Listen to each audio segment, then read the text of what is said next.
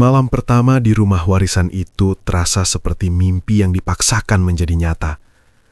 Aku berdiri di teras bersama Mira, memandangi bangunan tua bercat kusam dengan dinding tinggi penuh retakan halus dan jendela lebar yang gelap, seolah menolak cahaya sore. Rumah itu peninggalan almarhum ayah Mira dan telah lama kosong sebelum Bu Ratna memutuskan kembali menempatinya setelah pemakaman. Aku sempat bertanya, apakah kami akan nyaman tinggal di sana? Dan Mira hanya tersenyum tipis sambil mengatakan ibunya tidak ingin menjual rumah kenangan itu. Sebagai menantu, aku memilih diam, meski sejak langkah pertama masuk ke ruang tamu sudah terasa hawa berbeda yang bukan sekadar lembab, melainkan seperti ada sesuatu yang tak terlihat sedang memperhatikan. Ruang tamu dipenuhi perabot kayu tua berwarna gelap, dengan foto keluarga yang sebagian telah pudar tergantung di dinding. Tatapan orang-orang di dalam bingkai itu terasa mengikuti setiap gerak langkahku, namun aku mencoba menganggapnya sebagai sugesti karena rumah yang terlalu lama kosong. Bu Ratna menyambut kami dengan pelukan hangat dan mengatakan akhirnya rumah ini ramai lagi karena ia sudah lama menunggu. Kata menunggu itu tergiang lebih lama dari yang seharusnya dan meninggalkan kesan yang sulit dijelaskan. Malam turun cepat dan setelah makan sederhana, Mira tidur lebih dulu karena lelah. Sementara aku masih duduk bersama Bu Ratna yang sesekali memandang lorong kamar. Ia bertanya, apakah aku tidak takut tinggal di rumah tua seperti ini? Dan menyebut kadang ada yang ikut tinggal, lalu tertawa kecil seolah hanya bercanda. Aku masuk ke kamar yang berada tepat di seberang kamarnya dan berbaring di samping Mira yang sudah terlelap. Suasana terlalu sunyi, dan bukan sunyi yang menenangkan, melainkan yang menekan hingga sulit memejamkan mata. Beberapa menit kemudian, terdengar ketukan pelan yang teratur dari arah kamar Bu Ratna. Aku bangkit perlahan dan melangkah ke lorong yang lampunya berkedip samar, sementara ketukan itu berhenti tepat saat aku berdiri di depan pintunya. Kupanggil namanya, dan tak ada jawaban, sampai terdengar bisikan lirih dari dalam yang mengatakan sudah datang dan akhirnya mau juga. Suaranya jelas milik Bu Ratna, namun nadanya berbeda, seperti berbicara dengan seseorang yang sangat dekat. Aku bertanya ia berbicara dengan siapa, dan beberapa detik kemudian pintu terbuka sedikit menampakkan wajahnya yang tersenyum tipis. Ia mengaku tidak berbicara dengan siapapun dan menyebut mungkin aku salah dengar karena rumah tua suka berisik sendiri sebelum menutup pintu dan menguncinya. Aku kembali ke kamar dengan pikiran penuh kemungkinan dan mencoba meyakinkan diri bahwa semuanya hanya imajinasi. Namun saat hampir terlelap, ketukan itu terdengar lagi, kali ini dari lemari pakaian di sudut kamar kami. Aku duduk tegak, sementara Mira tetap tidur pulas, dan suara itu berubah menjadi gesekan pelan dari dalam. Dengan napas tertahan, aku membuka lemari yang ternyata kosong, hanya pakaian kami tergantung rapi, tanpa ruang bagi siapapun bersembunyi. Saat berbalik, bayangan lorong terlihat di cermin meja rias, dan sesaat tampak sosok berdiri di ujung lorong, tepat di depan kamar Bu Ratna. Ketika aku menoreh langsung, lorong itu kosong, dan saat kembali menatap cermin, sosok tersebut sudah menghilang. Keesokan paginya kuceritakan semuanya pada Mira, dan ia mengaku sejak ayahnya meninggal, ibunya sering berbicara sendiri, kadang tertawa dan kadang marah, meski selalu mengatakan itu hanya mimpi. Ketika ku sebut kalimat akhirnya kamu mau juga, Mira memintaku tidak berpikir macam-macam, karena kami baru 1 malam di sana. Aku ingin percaya, tetapi saat melewati ruang tamu, kulihat Bu Ratna berdiri memandangi foto lama sambil bergumam agar kali ini jangan sampai gagal. Ketika kutanya, ia hanya tersenyum terlalu tenang dan mengatakan berharap rumah itu tetap menjadi milik keluarga. Cara ia menatapku membuat perutku terasa dingin, seolah ada makna lain di balik kata-katanya. Malam pertama itu seharusnya menjadi awal kehidupan baru kami.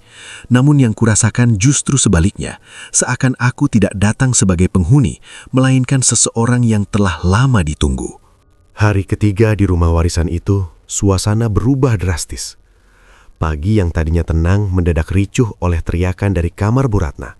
Membuatku yang sedang menyeduh kopi berlari ke lorong bersama Mira yang panik. Pintu kamar terbuka setengah dan dari dalam terdengar rintihan panjang seolah menahan panas yang membakar tubuhnya. Bu Ratna terbaring menggigil hebat di atas kasur. Tangannya mencengkram sprei dan wajahnya pucat oleh keringat. Ia berbisik bahwa ini bukan sakit biasa dan ada yang mengirim santet karena tidak suka kami tinggal di rumah ini. Aku mencoba tetap tenang dan menyarankan pergi ke puskesmas, tetapi ia menolak keras dan mengatakan ini urusan gaib, bukan dokter. Mira bertanya pelan apakah ia yakin tentang santet itu, dan Bu Ratna menjawab bahwa semalam ia didatangi bayangan hitam yang mengatakan ia tidak berhak tinggal di rumah ini, kecuali ada yang menggantikan. Saat kutanya menggantikan apa, ia tidak menjawab dan kembali mengerang kesakitan. Siang itu rumah menjadi ramai oleh tetangga yang berbisik bahwa rumah warisan ini memang berpenghuni. Saran untuk memanggil Pak Sastro akhirnya kami terima, karena Mira terlihat sangat khawatir. Ia datang menjelang maghrib dengan tubuh kurus dan sorot mata dalam, lalu duduk bersila membaca doa di samping ranjang. Setelah beberapa menit, ia berkata bahwa gangguannya ada, namun terasa aneh, dan memperingatkan bahwa kadang sumbernya bukan dari luar, melainkan dari dalam rumah sendiri. Malamnya kondisi Bu Ratna tampak membaik setelah ritual singkat selesai, dan rumah kembali sunyi. Namun sekitar pukul 11, saat aku hendak ke dapur, kulihat pintu kamarnya terbuka sedikit dan ia berdiri tegak di depan cermin tanpa terlihat lemah. Gerakannya pelan dan terkontrol, sama sekali bukan seperti orang yang seharian merintih. Aku mendekat tanpa suara dan melihat ia meraba wajahnya lalu tersenyum kecil ke arah cermin sambil berbisik bahwa sakitnya reda jika aku dekat. Jantungku berdegup cepat karena aku belum bergerak, tetapi ia seperti tahu aku ada di sana. Ketika tatapan kami bertemu, tubuhnya tiba-tiba limbung dan ia kembali merintih seolah panasnya kambuh. Mira berlari memeluk ibunya yang kembali tampak lemah, dan Bu Ratna mengatakan bahwa yang datang tadi muncul lagi. Aku mencoba mencari penjelasan masuk akal, mungkin aku salah lihat atau hanya kebetulan. Namun tatapan yang ia berikan sebelum menjatuhkan diri bukan tatapan orang kesakitan, melainkan seseorang yang memastikan sesuatu berjalan sesuai rencana. Sejak malam itu, setiap kali aku berada dekat kamarnya, keluhannya terdengar lebih keras dan mereda saat aku menjauh. Suatu sore ketika Mira pergi, ia memanggilku masuk dan berkata bahwa tubuhnya terasa hangat jika aku di sana, seolah aku menahan santet itu. Ia meminta agar malam nanti aku menemaninya, dengan nada yang terdengar lebih seperti tuntutan halus daripada permintaan. Aku keluar dengan pikiran kacau dan bertanya dalam hati mengapa sakit itu hanya muncul ketika aku dekat. Di ruang tamu, mataku tertuju pada foto lama keluarga di dinding yang memperlihatkan dirinya muda berdiri di depan rumah ini bersama seorang pria asing. Wajah pria itu dicoret tinta hitam dan di sudut bingkai tampak bekas tulisan yang pernah dihapus. Malam semakin larut, dan dari dalam kamar terdengar bisikannya yang lembut seolah berbicara pada seseorang yang tak terlihat, mengatakan bahwa aku sudah berada di sini.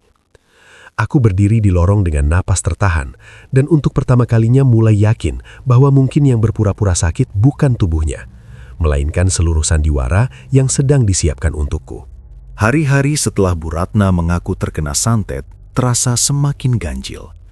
Keluhannya tidak pernah benar-benar hilang, namun juga tidak pernah memburuk hingga membahayakan, seolah ia berada di antara sakit dan sehat. Ia tampak cukup lemah untuk dikasihani, tetapi cukup sadar untuk mengatur keadaan. Setiap malam setelah pukul 10, rintihannya terdengar dari kamar dan selalu berhenti ketika aku berdiri di depan pintu. Suatu malam, Mira menggenggam tanganku dengan cemas dan mengatakan bahwa santetnya makin kuat. Ia menjelaskan bahwa menurut Pak Sastro, ada energi yang menempel dan harus dinetralisir oleh seorang laki-laki serumah yang mendampingi tiap malam.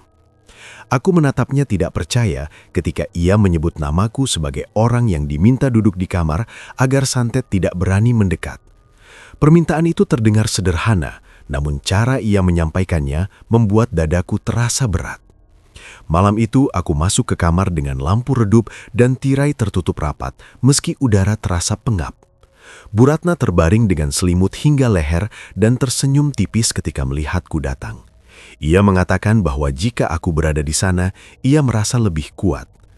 Aku menarik kursi ke sudut kamar dan duduk menjaga jarak, sementara suasana terasa lebih sunyi dan padat dibanding ruangan lain di rumah itu. Beberapa menit hanya diisi suara nafasnya sebelum ia membuka mata dan menatapku lama. Ia bertanya apakah aku percaya santet, dan aku menjawab bahwa mungkin ada hal yang belum bisa dijelaskan, namun semua pasti memiliki sebab. Ia terkekeh pelan dan menyebutku terlalu rasional tanpa mengalihkan tatapannya. Tiba-tiba ia memegang pelipisnya dan mengeluh bahwa sesuatu datang lagi. Tubuhnya bergetar kecil hingga aku refleks berdiri. Ketika kutawarkan memanggil Mira, ia melarang dengan cepat dan mengatakan cukup aku saja karena terlalu banyak orang akan membuat energi kacau. Saat aku duduk lebih dekat, rintihannya perlahan mereda dan ia bergumam bahwa sesuatu mundur jika aku berada di dekatnya. Ketika kutanya siapa yang ia maksud, ia menjawab yang menuntut rumah ini. Jawaban itu membuat tengkukku meremang, dan malam-malam berikutnya pola itu terus terulang. Setiap pukul 10, aku harus duduk diam di kamarnya, dan setiap kali aku berniat pergi lebih cepat, rintihannya kembali terdengar lebih keras. Suatu malam saat aku hendak berdiri, tangannya mencengkeram pergelanganku dengan kuat, tidak seperti orang yang lemah. Ia mengatakan takut jika aku pergi sebelum tengah malam karena sesuatu akan marah.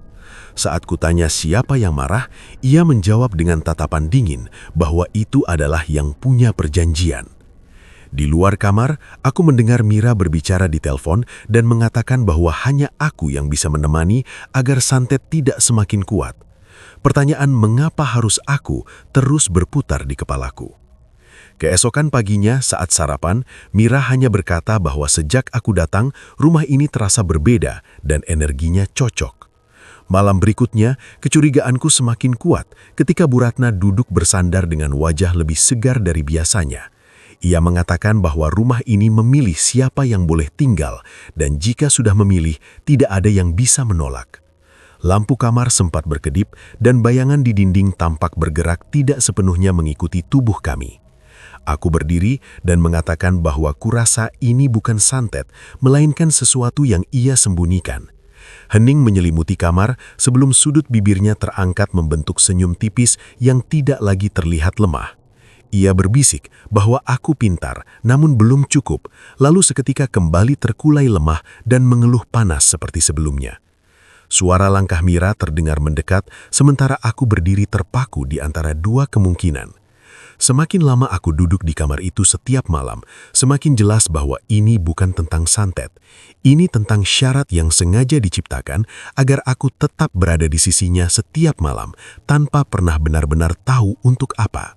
Sejak malam-malam aneh di kamar Bu Ratna, pikiranku tidak pernah benar-benar tenang.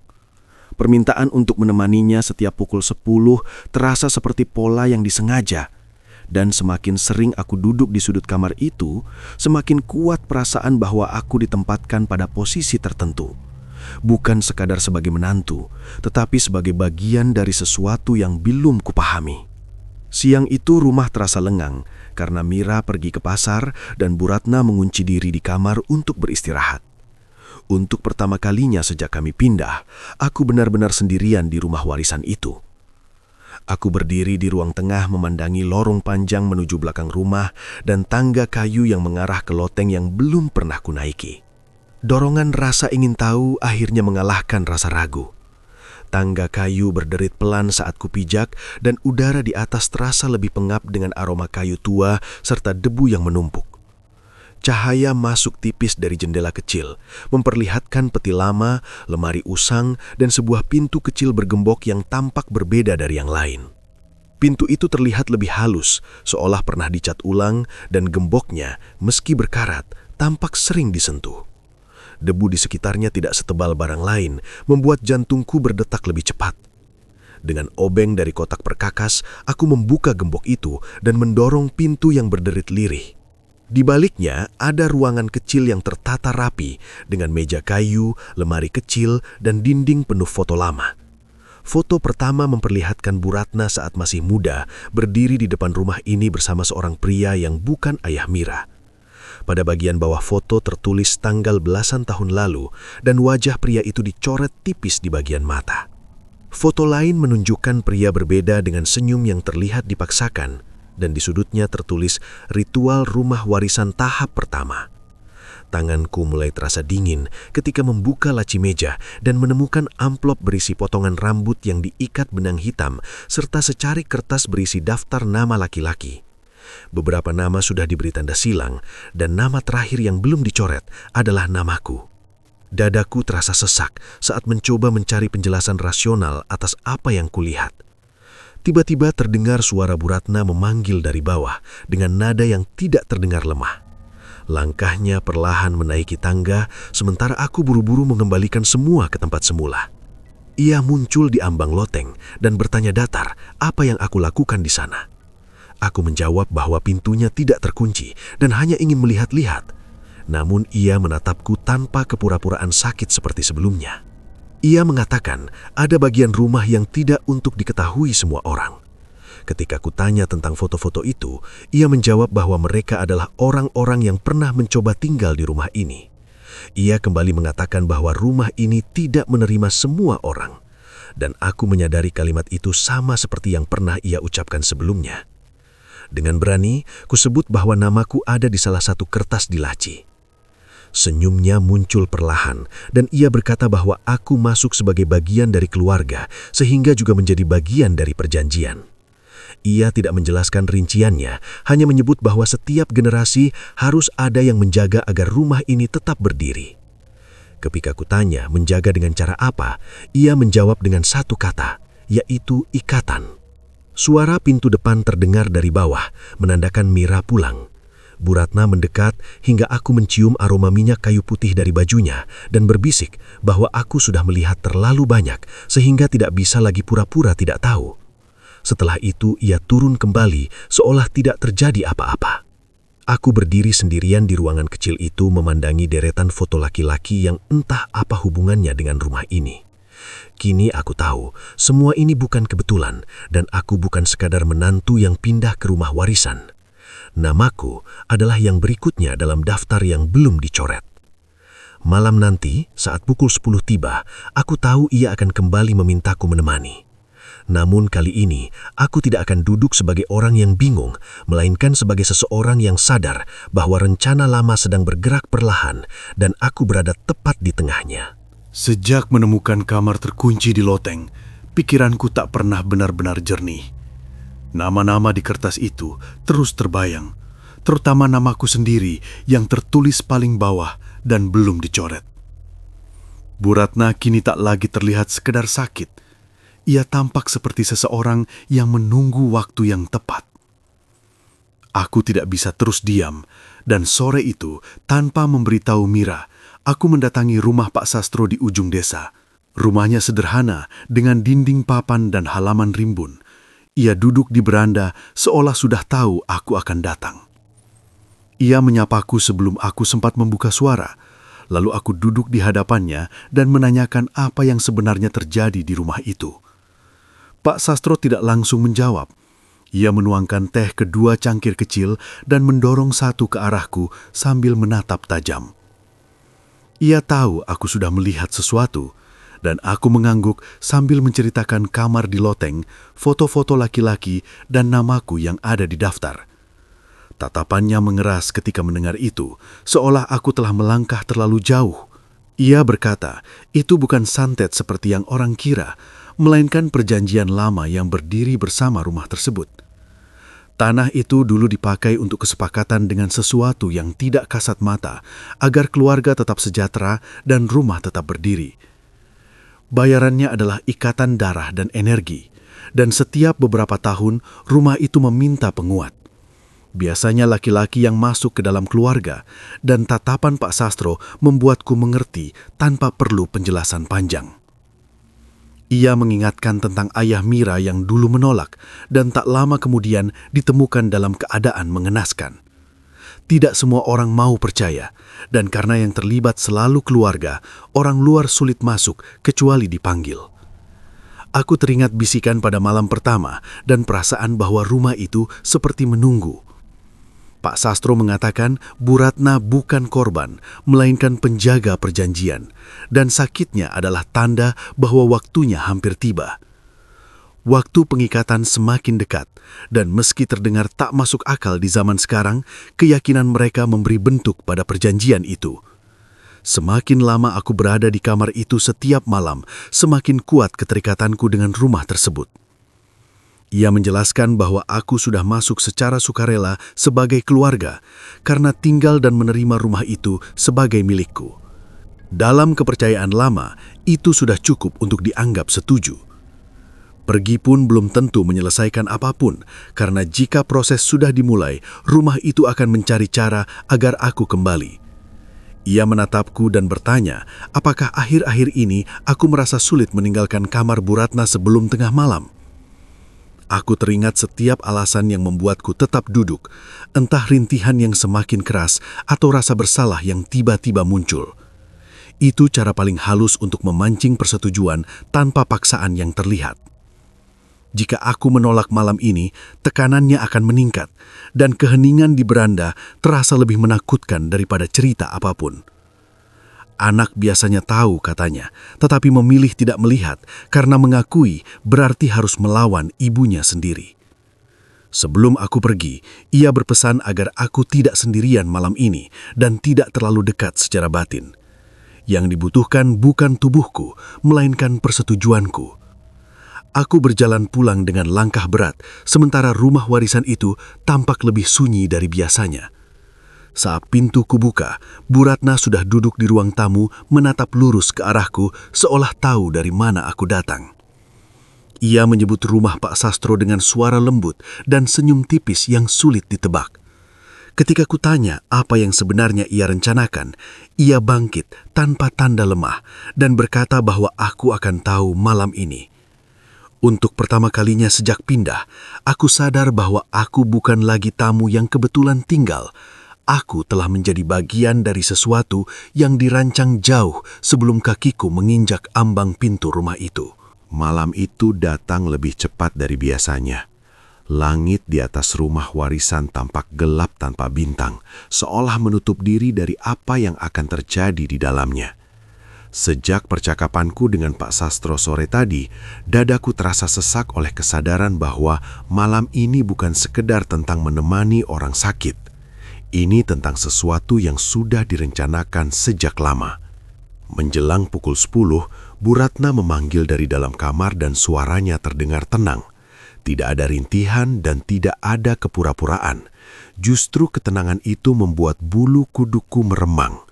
Mira berdiri di sampingku dengan wajah pucat dan meminta agar aku menemani ibunya karena tubuhnya kembali terasa panas. Aku menatapnya lama, mencoba mencari tanda bahwa ia juga merasa ada yang tidak beres, namun yang kulihat hanya kecemasan dan kebingungan. Ketika kutanya apakah ia percaya dengan semua ini, ia hanya berkata bahwa ia tidak ingin ibunya terjadi apa-apa. Jawaban yang terdengar aman, namun tidak benar-benar menjawab. Aku melangkah menuju kamar yang pintunya sudah terbuka sedikit seolah menunggu. Aroma dupa tercium samar dari dalam kamar dan lampu kamar tampak lebih redup dari malam sebelumnya. Tirai tertutup rapat dan di tengah ruangan tergelar kain putih berbentuk lingkaran dengan lilin-lilin kecil yang sudah menyala di sekelilingnya. Bu Ratna tidak berbaring di ranjang. Ia duduk bersila di tengah lingkaran, rambutnya terurai dan mengenakan pakaian putih polos. Wajahnya terlihat lebih muda dalam cahaya temaram, namun tatapannya terasa jauh lebih tua. Ia mengatakan bahwa aku sudah datang, dan ketika kutanya sedang apa, ia menjawab bahwa ia sedang membersihkan diri agar gangguan ini selesai malam ini. Aku tetap berdiri di ambang pintu, karena bahkan dari sana nafasku sudah terasa berat. Saat ku sampaikan bahwa Pak Sastro bilang ini bukan santet, ia hanya tersenyum tipis dan menyebut aku terlalu banyak mendengar orang luar. Ketika kutanya apa sebenarnya yang terjadi, ia tidak menjawab dengan kata-kata. Bibirnya mulai komat-kamit membaca sesuatu dengan suara pelan dan ritmis, seperti hafalan yang diulang selama bertahun-tahun. Api lilin bergerak tidak stabil meski tidak ada angin. Suhu ruangan terasa berubah menjadi tekanan tak terlihat yang menekan dari segala sisi. Ia memintaku masuk tanpa menghentikan bacaannya dan mengatakan bahwa lingkaran itu harus lengkap. Jantungku berdetak keras saat kata-kata Pak Sastro terngiang agar aku tidak terlalu dekat secara batin. Ketika kutanya apa yang akan terjadi jika aku menolak, bacaannya berhenti. Ia mengangkat wajah perlahan dengan tatapan yang kini lebih tajam dan kosong. Ia mengatakan bahwa jika aku menolak, rumah ini akan menagih dengan cara lain. Tiba-tiba terdengar suara seperti ketukan berat dari dalam dinding kamar. Bayangan di dinding bergerak dan bentuknya lebih tinggi serta tidak sepenuhnya mengikuti arah cahaya lilin. Bu Ratna tersenyum tipis dan mengatakan bahwa yang menjaga sudah datang.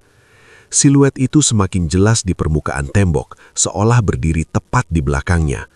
Suara berat terdengar samar memenuhi ruangan, menyebut bahwa janji belum ditepati. Aku membeku, sementara ia menatapku dan mengatakan bahwa rumah ini sudah lama menunggu karena ayah Mira menolak dan aku tahu akibatnya. Ketika kutanya apakah ini tentang menggantikan, ia menjawab bahwa ini tentang melanjutkan. Api lilin meninggi sesaat dan bayangan itu tampak lebih nyata tanpa wajah jelas, hanya kontur gelap dengan bahu lebar dan kepala sedikit menunduk. Aku mundur satu langkah saat ia kembali memintaku masuk dengan nada lebih tegas.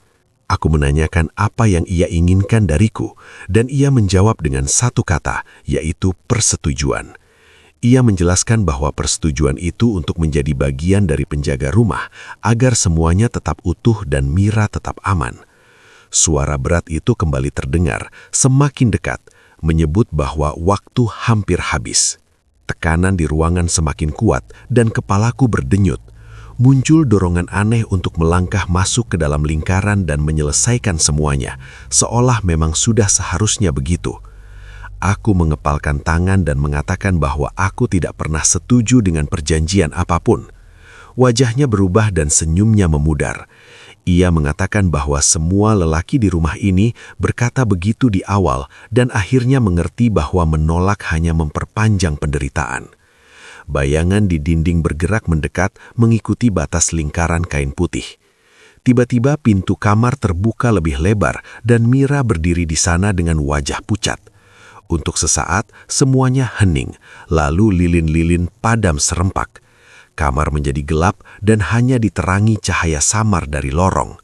Dalam gelap itu, suara berat berbisik sangat dekat di telingaku bahwa perjanjian belum selesai. Ketika lampu menyala kembali beberapa detik kemudian, lingkaran kain putih sudah kosong dan tidak ada bayangan di dinding. Bu Ratna terlentang lemah di lantai dengan nafas tersengal-sengal, seperti baru saja pingsan. Mira berlari memeluk ibunya dan bertanya apa yang terjadi. Aku tetap berdiri terpaku di ambang pintu dengan jantung yang masih berdetak tak berkaruan. Bu Ratna membuka mata perlahan dan menatapku tanpa senyum. Dengan bibir gemetar, ia mengatakan bahwa aku tidak bisa menolak selamanya. Saat itulah aku sadar bahwa ritual itu belum gagal. Ia hanya tertunda. Sejak ritual malam itu, rumah warisan ini terasa semakin sempit bukan karena dindingnya menyusut, tetapi karena suasananya menekan dari segala arah. Bu Ratna kembali berakting lemah di siang hari, seolah kejadian tengah malam tak pernah ada. Namun tatapannya kini menyimpan maksud yang tak lagi tersembunyi. Mira pun berubah menjadi lebih pendiam dan sering termenung menatap halaman belakang tempat sumur tua berdiri di bawah pohon mangga yang hampir mati. Ada kegelisahan yang tak pernah ia ucapkan, tetapi terasa jelas dalam setiap diamnya. Malam itu, setelah memastikan Bu Ratna tertidur, aku mengajak Mira duduk di ruang tengah dan mengatakan kami harus bicara tentang ibunya dan tentang rumah ini. Ia duduk dengan jemari saling menggenggam erat dan menatap lantai lama sebelum menjawab. Ketika kutanya soal perjanjian itu, nafasnya tercekat dan ia mengaku tidak pernah benar-benar tahu, tetapi pernah melihat sesuatu sejak kecil. Ia sering terbangun tengah malam dan melihat ibunya duduk sendirian dengan lilin menyala, berbicara sendiri seolah ada yang mendengar. Malam sebelum ayahnya ditemukan meninggal, Mira mendengar pertengkaran hebat dan ayahnya menolak ikut permainan kotor itu karena warisan tidak sebanding dengan harga yang harus dibayar. Ia mengingat jelas kalimat bahwa dirinya bukan tumbal dan keesokan paginya semua orang menyebut kematiannya sebagai serangan jantung tanpa riwayat sakit sebelumnya. Sejak saat itu, Bu Ratna berubah menjadi lebih keras dan terobsesi menjaga rumah ini. Mira menggenggam tanganku dan mengingat bagaimana ibunya terlihat sangat senang saat aku pertama kali datang, seolah telah lama menunggu. Ketika ku sebut soal daftar nama di loteng dan foto-foto pria termasuk namaku, wajahnya memucat. Ia pernah melihatnya saat remaja dan mengira itu hanya kenangan lama, meski beberapa pria kemudian menghilang dari desa tanpa kabar. Keheningan terasa berat di antara kami dan rumah seolah ikut mendengarkan. Mira mengaku takut berbicara karena khawatir semua itu hanya imajinasi atau justru benar adanya, dan dalam tatapannya ada rasa bersalah yang dalam. Ia berbisik bahwa dirinya takut aku dipilih untuk menggantikan ayahnya, membuat nafasku terasa berat. Kusebut bahwa yang dibutuhkan bukan tubuhku, melainkan persetujuanku, dan ia mengatakan itulah sebabnya ibunya selalu memintaku menemani setiap malam.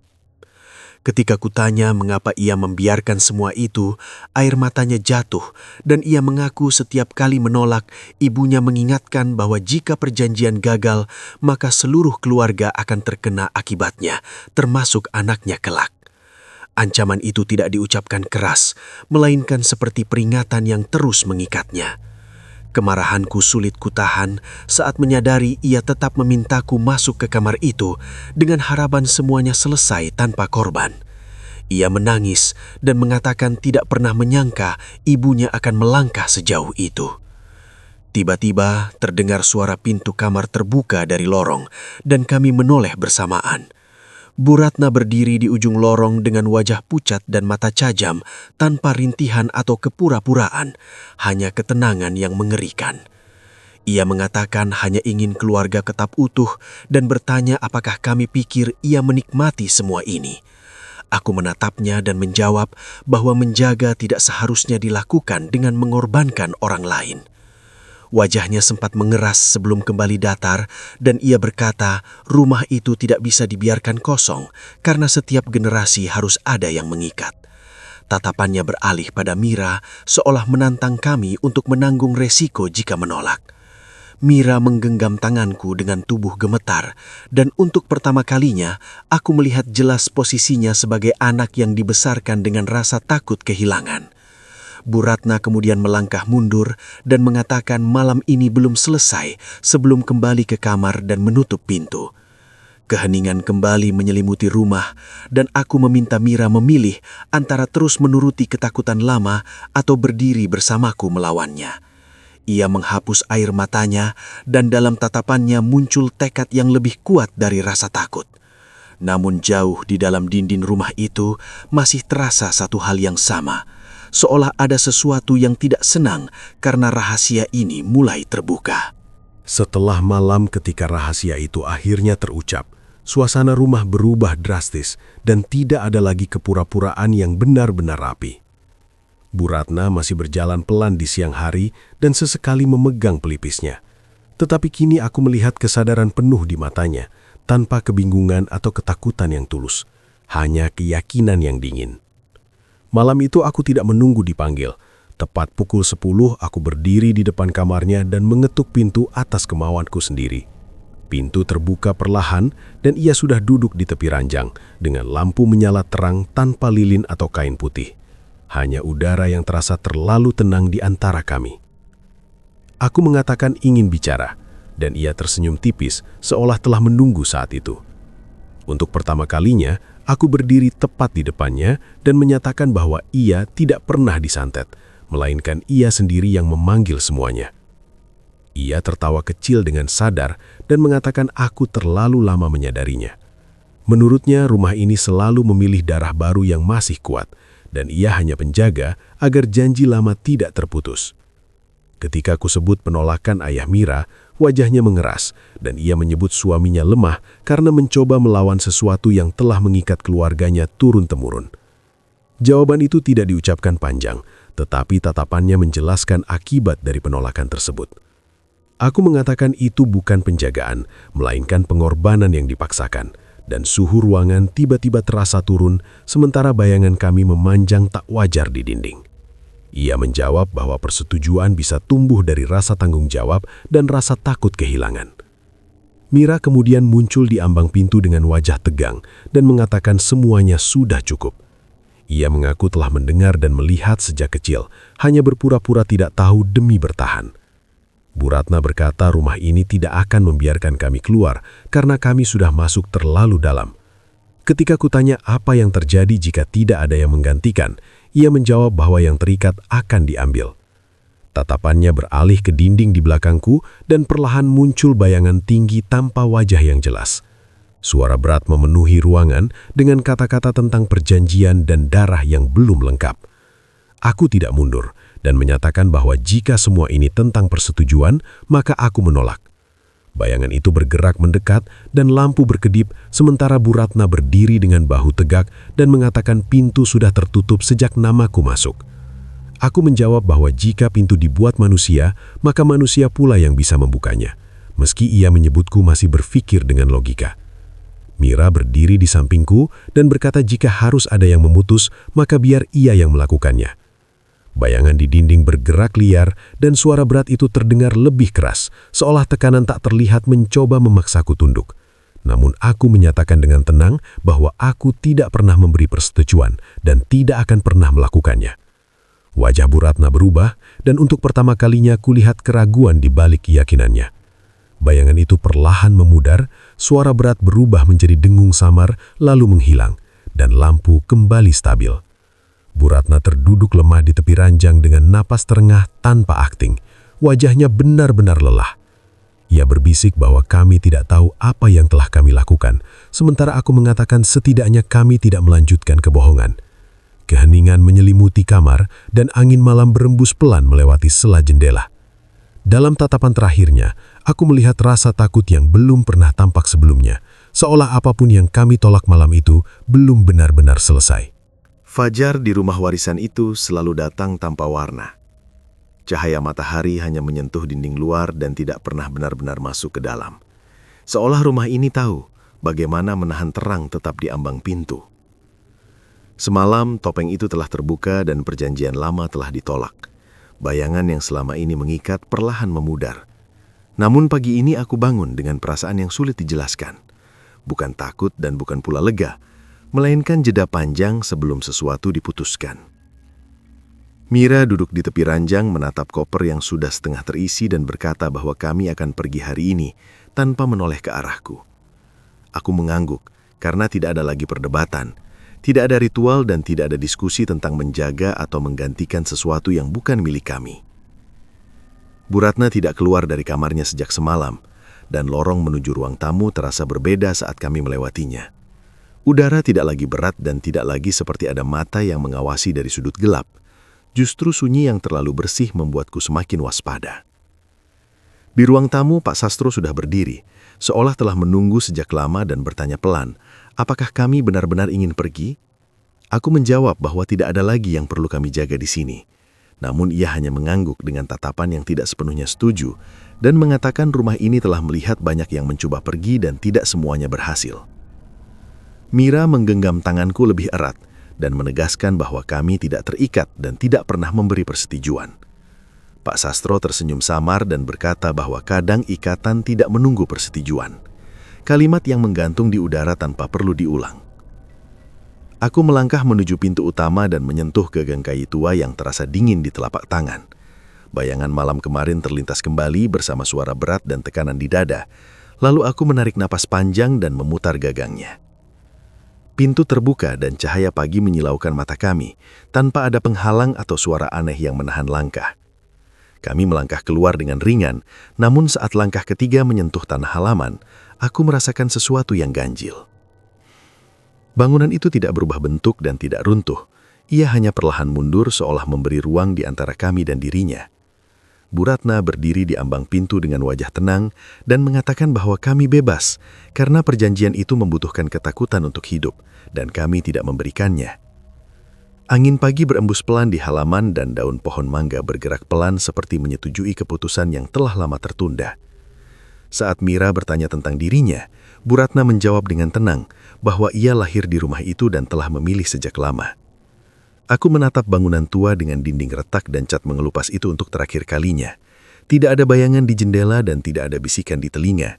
Namun jauh di dalam hati, aku tahu rumah itu bukan kosong. Ia hanya kehilangan haknya atas kami. Kami berjalan menuju gerbang dan setiap langkah terasa lebih ringan dari sebelumnya. Hingga akhirnya udara desa terasa lebih hangat dan lebih nyata.